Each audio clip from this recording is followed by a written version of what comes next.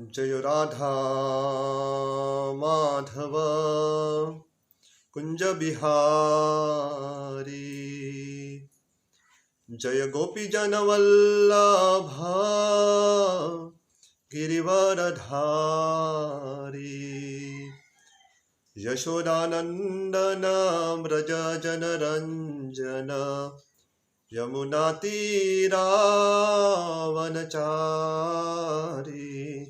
जय राधा माधव कुंज बिहारी।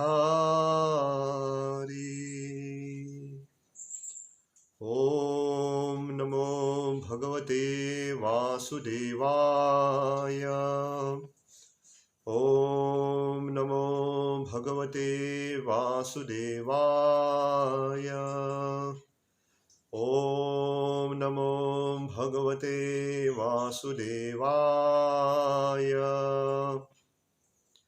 नारायणं नमस्कृत्यं नरं चैव नरोत्तमं देवीं सरस्वतीं व्यासं ततो जयमुदीरये।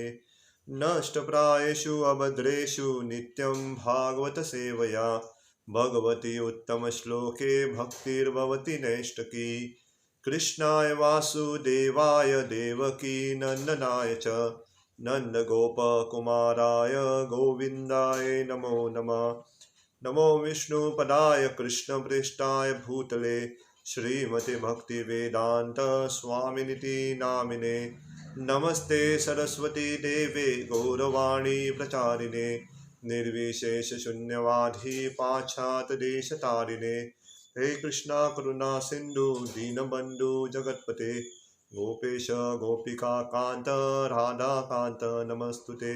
तप्त कांचना गौरांगी राधे वृंदावनेश्वरी वृषभानुसुते देवी प्रणमामि हरिप्रिये। जय श्री कृष्ण चैतन्य प्रभु नित्यानंद श्री अद्वैत गदाधर श्रीवासादि गौर भक्तवृंद। हरे कृष्णा कृष्णा कृष्णा हरे हरे हरे राम राम राम हरे हरे। हरे कृष्णा। तो सबका हार्दिक स्वागत करते हैं आज के प्रातःकाल के श्रीमद् भागवत कथा में। तो कल तक हमने श्रीमद् भागवतम का दूसरा स्कंद अध्याय क्रमांक दूसरा श्लोक क्रमांक 27 तक किए थे। तो आज श्लोक क्रमांक 28 है। तो ये श्लोक इस प्रकार है।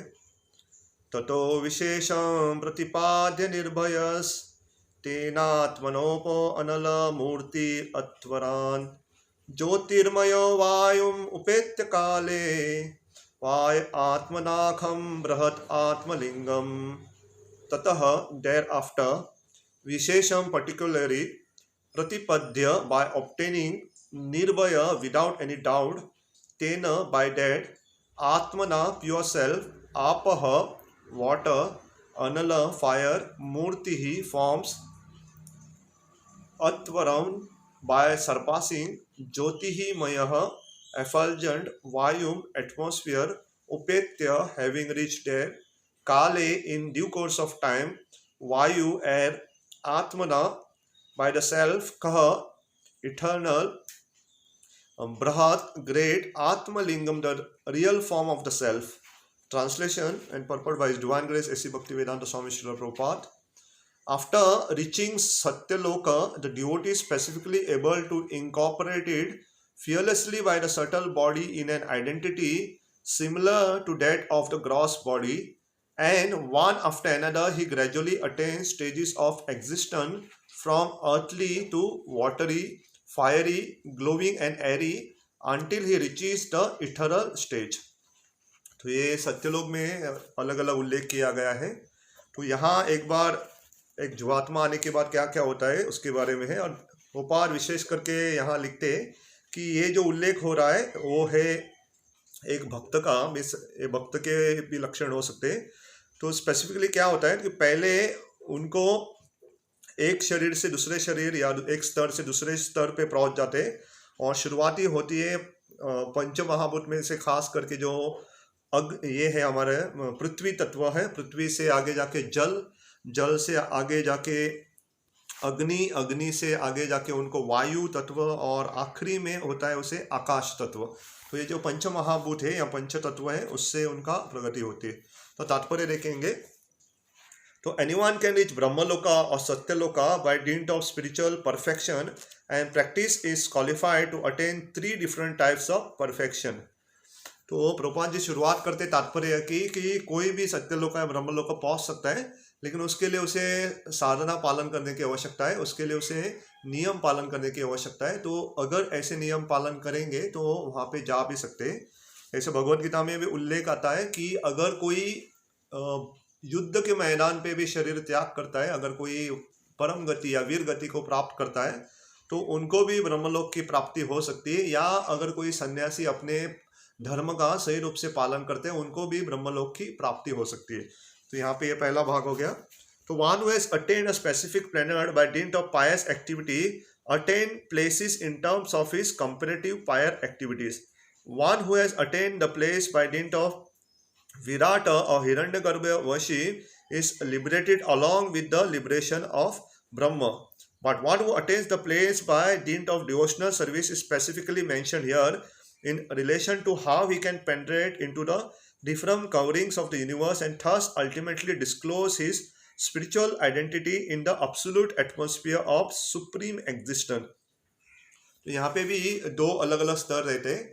तो एक स्तर में हम देखते हैं कि जो ऐसे थोड़े भक्त या योगी जो है, जो भगवान की विराट रूप के या भगवान का जो विशाल रूप है जिसे विराट रूप कहते हैं उसके ऊपर ध्यान करके, तो उनको भी गति ऐसी सदगति प्राप्त होती है। लेकिन यहाँ ये श्लोक में जिसका वर्णन किया है वो है भक्त।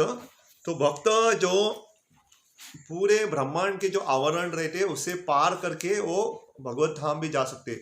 और ये 5 आवरण के बारे में उल्लेख किया गया है। तो सबसे पहले पृथ्वी के आवरण रहते, आवरण का मतलब है कवरिंग्स। तो इस ब्रह्मांड के ऊपर पृथ्वी आवरण, उसके बाद में जल आवरण रहते, अग्नि आवरण रहते, वायु आवरण रहते, और आखिरी में आकाश रहते। तो ये सारे को पार कर करके, और एक एक आवरण 10-10 गुना है ऐसा उल्लेख प्रभुपाद भी आगे तात्पर्य में कहेंगे। तो ये आवरण को पार कर सकते हैं।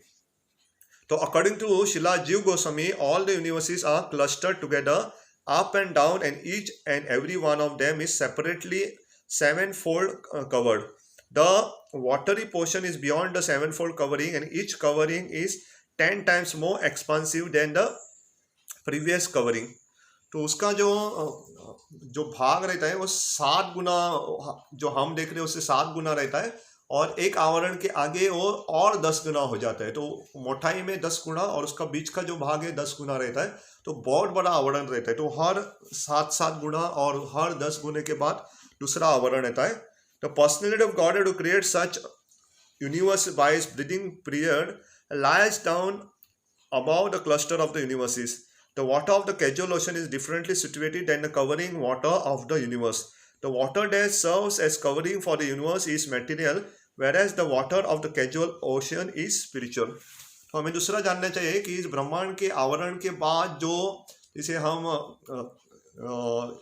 कैजुअल ओशन इंग्लिश में कहते हैं, तो ये जो पानी का वर्णन किया गया है और जो हम पानी का आवरण देखते हैं इस यहाँ पे, उसमें अंतर है। ये जो हमारा पानी है, ये जल है, ये भौतिक स्तर का है, और जो भगवान के धाम में जो जल है या भार जो आता है तो उसे आध्यात्मिक बताया गया है।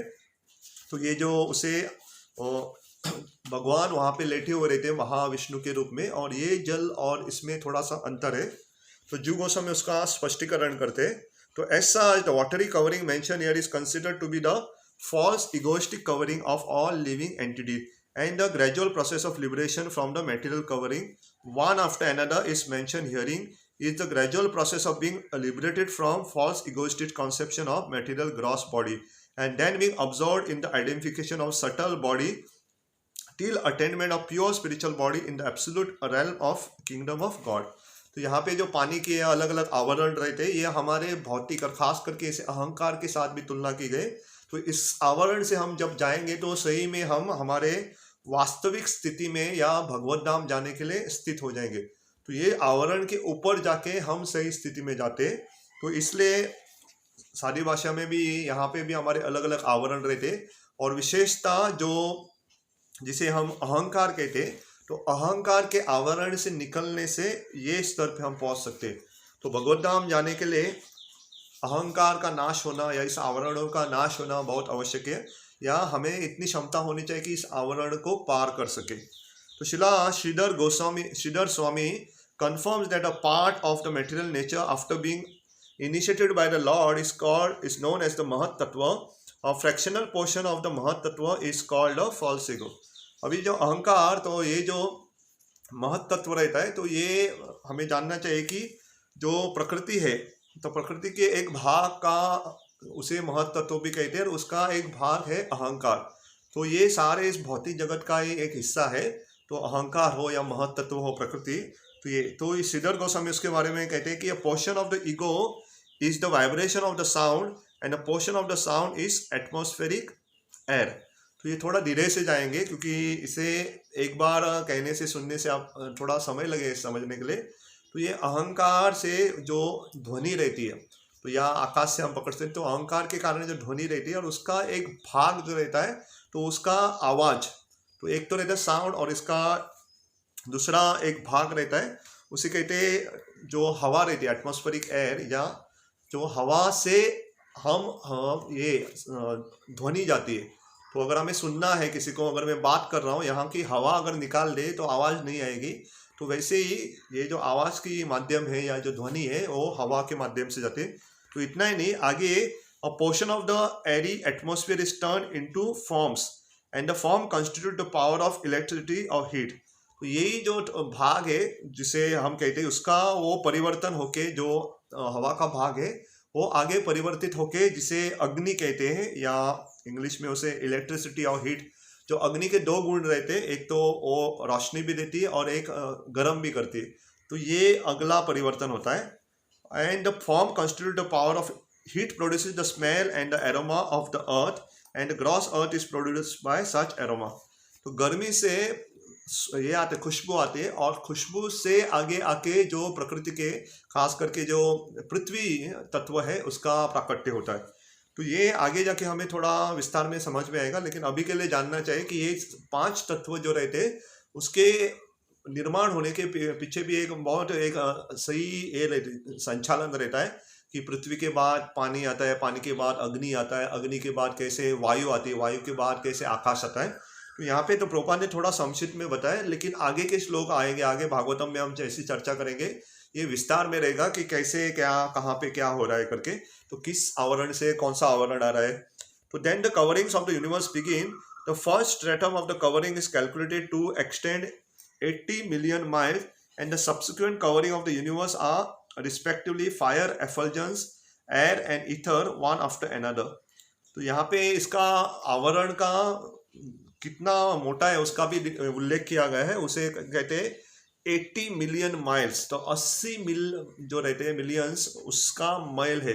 तो इतने बड़े आवरण रहते हैं। और जैसे ये दो होने के बाद इसके आगे जो आवरण है अग्नि के बाद जिसे कहते हैं हवा, और हवा के बाद आता है आकाश। लेकिन जस्ट एंड ये पूरे क्रमवश रहते हैं, लेकिन सादी भाषा में जानना चाहिए कि पहले सबसे पहले रहता है हमारा पृथ्वी, पृथ्वी के बाद आता है पानी, पानी के बाद आता है जिसे कहते हैं अग्नि, अग्नि के बाद आता है ये हवा, और आखिरी में आता है आकाश। तो इंग्लिश में कहना है तो सबसे पहले अर्थ आएगा, बाद में वाटर आएगा, बाद में फायर आएगा, बाद में एयर आएगा, और आखिरी में आएगा ईथर। तो ये 5 जो आवरण है तो ये क्रमवश जाते हैं। और इसका मोटाई भी इंग्लिश में अगर जानना है तो 80 मिलियन माइल्स रहता है, तो 80 मिलियन ये माइल का बड़ा रहता है। तो इसलिए एक साधारण व्यक्ति को इसे पार करना बहुत मुश्किल है। इसलिए एक साधारण व्यक्ति ऐसे ग्रहों पे, खास करके ब्रह्मलोक इत्यादि पे नहीं जा सकते, और भगवत धाम भी नहीं सकते, क्योंकि बहुत सारे आवरण या बहुत सारे उस वहाँ पे कवरिंग्स रहते। तो then the devotee enters one of the Vaikuntha planets where he assumes exactly the same form as the Lord and engages in the loving transcendental service of the Lord. That is the highest perfection of devotional life. Beyond this, there is nothing to be desired or achieved by the perfect yogi. तो एक योगी या एक भक्तों की भी अभिलाषा यही रहती कि अंततः वो भगवान के पास ही जाए। तो ये सारे आवरण को पार करके, अगर आपको याद रहेगा थोड़े दिन पहले हमने चर्चा की थी, बाद में उसे स्नान करके, जो विरजा नदी है उसमें स्नान करके वो आगे बढ़ते। तो ये आवरण को पार करके जो भगवत धाम के पहले जो आने वाली नदी है उसमें पार करके स्नान इत्यादि करके शुद्ध करके वो आगे बढ़ते। तो ये योगी का परम ध्येय रहता है।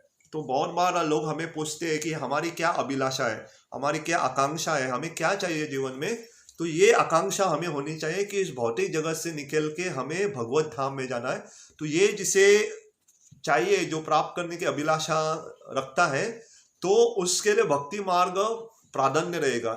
नहीं तो हमारी अलग अलग अभिलाषा रहेगी। अगर कोई सोचता है कि इस भौतिक संसार में बहुत बड़ा घर बनूंगा, बड़ी गाड़ी लूंगा, मैं मेरे पति पत्नी बच्चे रिश्तेदार इतने का ख्याल रखूंगा, तो ये वस्तु तो करनी है, लेकिन मन में हमें जानना चाहिए कि सबसे बड़ी हमारी अभिलाषा क्या है, भगवान धाम की प्राप्ति करना, भगवान को प्राप्त करना। तो बाकी की वस्तु आती जाती रहेंगी, लेकिन ये भगवत की भक्ति या भगवान को प्राप्त करना ये बहुत आवश्यक है।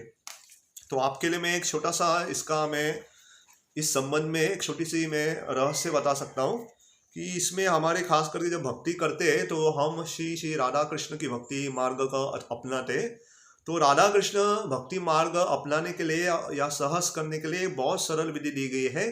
तो जो भी भक्त श्री नित्यानंद प्रभु के चरण कमल की शरण लेते, तो नित्यानंद प्रभु की कृपा से उनको श्री श्री चैतन्य महाप्रभु गौरांग महाप्रभु की चरण या कृपा प्राप्त होती है।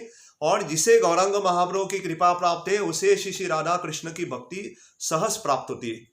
तो अगर राधा कृष्ण की भक्ति या आपको सेवा प्राप्त करनी है तो नित्यानंद प्रभु की सेवा करनी चाहिए, नित्यानंद प्रभु की भक्ति करनी चाहिए। तो सहज चैतन्य महाप्रभु की भक्ति प्राप्त होती है, सहज श्री श्री राधा कृष्ण की भक्ति प्राप्त होती है। इसलिए बहुत सारे जो नुस्खे रहते हैं या जिसे इंग्लिश में शॉर्टकट कहते हैं वो हमें मालूम होनी चाहिए क्या करना है करके। जैसे हम जपा में भी अगर आपको रुचि आनी है तो माला के मणि जो रहते हैं, तो माला के मणि के ऊपर हमें ध्यान करते हुए याद रखना चाहिए ये माला का केवल मणि नहीं, ये चैतन्य महाप्रभु के चरण कमल है और मैं चैतन्य महाप्रभु के चरण कमल को स्पर्श कर रहा हूँ। और एक एक माला लेते हो, हरे कृष्णा कृष्णा कृष्णा हरे हरे, हरे राम राम राम हरे हरे। तो ये मैं चैतन्य महाप्रभु के चरण कमल को स्पर्श कर रहा हूँ और मैं याचना कर रहा हूँ अगर मुझसे कुछ गलती हो जाए उच्चारण इत्यादि में तो मुझे माफ करो करके। और ऐसा अगर हम नियमित रूप से करेंगे तो सहज हमें चैतन्य महाप्रभु की कृपा भी प्राप्त होती है। इससे आगे अगर और कृपा प्राप्त होनी है तो वैसे नाम में एक बहुत बड़े आचार्य जिनका नाम है शिला हरिदास ठाकुर है।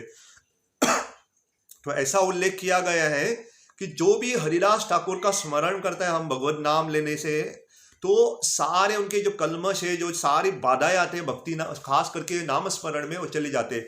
इसलिए ये भी अगर आपको नियम डालना है तो माला करते करते बीच बीच में हम हरिदास ठाकुर का नाम लेना चाहिए, जय जय हरिदास करके। तो ऐसा करने से क्या, हरिदास ठाकुर को जब हम याद करेंगे तो कृष्ण को याद आएंगे हरिदास ठाकुर, और कृष्ण देखेंगे कि कौन याद कर रहा है करके, तो हमारे ऊपर भी भगवान कृष्ण नजर डालेंगे। तो जैसे हम ऐसे शुद्ध भक्तों को याद करेंगे तो भगवान हमारी तरफ देखेंगे। इसलिए ये जो रहस्य हमें कभी भूलना नहीं चाहिए कि हम हमारे बलबूते के ऊपर भक्ति को या साध्य या भक्ति को प्राप्त नहीं कर सकते। हमें हमारे बड़े बड़े जो साधु संत है, बड़े बड़े भक्त है, बड़े बड़े आचार्य है, बड़े बड़े भगवान के अवतार है, उनका आशीर्वाद चाहिए।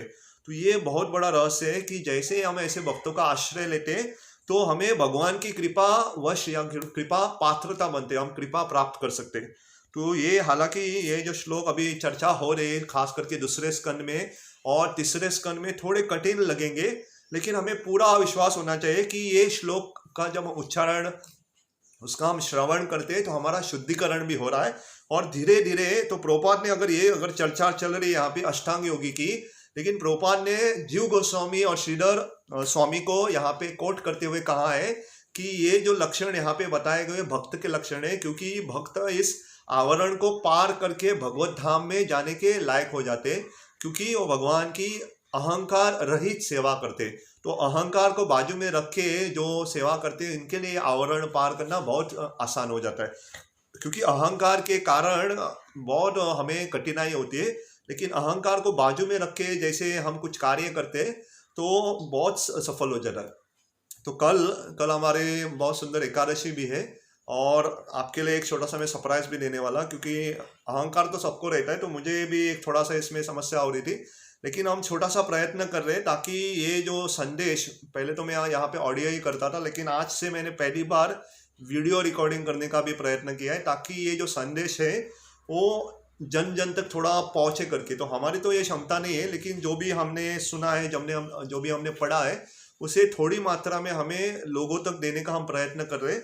तो आज से तो छोटा छोटा वीडियोस और प्रयत्न करेंगे, छोटे वीडियो क्लिप बना के, ताकि कल से हम उसका आरंभ करने वाले हैं।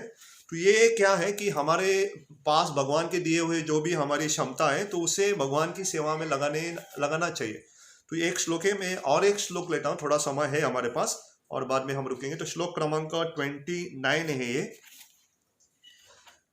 ग्रहाणे गंधम रसनेन वयरसम रूपम च दृष्टा श्वासानं त्वचैव श्रुतेत्र चेतेय नाम गुणात्वम प्राणेन चकुतिम उपैति योगी। ग्रहणेन by smelling gandham aroma, rasanena by taste, vaya exactly rasam palate, rupam form cha also, drishtya by vision, swashanam contact, tvacha touch, eva as it were, shrotena by vibration of the ear, cha also, upetya by achieving, nabha gunatvam identification of ether, pranena by sense organ, cha also, akutim material activities, upeti attain, yogi the devotees. The devotee thus surpasses the subtle objects of different senses, like aroma by smelling, the palate by tasting, vision by seeing, forms, touch by contacting, the vibration of the ear by ethereal identification, and the sense organs by material activities. तो अगर मैं इसका प्रयत्न करूंगा थोड़ा हिंदी में अनुवाद करने का, लेकिन अगर किसी को समझ में नहीं आ रहा है तो बोल सकते हैं, मैं इसका अनुवाद भेज सकता हूँ। तो ये पहले कहा गया कि भक्त क्या करते हैं, इस आवरण को पार करके, जो सूक्ष्म आवरण है। तो सबसे पहले क्या ऐसे होता है कि जो हमारे इंद्रिय है, जो इंद्रिय के आवरण है, और खास करके उसमें सुगंध लेने के, जिसे इंग्लिश में एरोमा कहते हैं, एरोमा बाय स्मेलिंग, तो ये पहला पार होता है। तो इसके साथ साथ जो पैलेट रहता है, जो हमारा पेट रहता है, और खास करके उसमें पैलेट में ये भी आते हैं, हमारी जीवा आती है। तो जीवा का ये क्या होता है कि इससे हम क्या करते हैं, टेस्ट करते हैं या हम चखते हैं। तो हमें जीवा से चखना हम करते हैं। बाद में जो हमारे दृष्टि है, या इंग्लिश में विजन जो कहते हैं, जो आंखों से हम क्या करते हैं, हम विजन से सीइंग फॉर्म्स, जो हमारे अलग अलग रूप आकार है, हम सामने क्या है देख पाते हैं। इतना ही नहीं, बाद में हमारा अगले वाले है स्पर्श, इसे इंग्लिश में टच कहते हैं। तो स्पर्श से हम क्या करते हैं, संपर्क करके। तो स्पर्श से हाथ है, ये पाँव है करके हम, या ये सोफा है, या अलग अलग स्पर्श से हम जान सकते हैं contact. And vibration of the ear by ethereal identification, और जो कान में हमारे आवाज आ रहे हैं, उससे हम ये जो आकाश है उसे समझ सकते हैं। और आखिरी में जो ये अलग अलग प्रकार के जो इंद्रिय है, जो हमारे अलग अलग सेंसेस जिसे कहते हैं, ये हमें मदद करते हैं। तो आगे बियॉन्ड तात्पर्य, beyond the sky there are subtle coverings resembling the elementary covering of the universe. The gross covering are a development of partial ingredients of subtle causes. So the yogi or devotee, along with liquidation of gross element, relinquish the subtle element like the aroma by smelling. The pure spiritual spark, the living entity thus becomes completely cleansed of all material contamination to become eligible for entrance into the kingdom of God. तो अगर ये अपने तत्व देखिए, तो सारे सूक्ष्म तत्व है, हम देख नहीं पाते और दिखा नहीं पाएंगे, लेकिन ये है। जैसे गंध है, गंध हमें कैसे पता चलता है, सुगंध से पता चलता है। तो ऐसे ये सूक्ष्म तत्व को भी योगी क्या करता है, अपने अपने व्यवहार से उसके ऊपर विजय प्राप्त करते हैं। तो मैं अगले वाले श्लोक में नहीं जाऊंगा, क्योंकि इसका तात्पर्य बहुत बड़ा है, तो उसे एक दिन लगेगा। तो क्या करेंगे कि आज में हमने देखा है कि सादी भाषा में आवरण को पार करना बहुत आवश्यक है।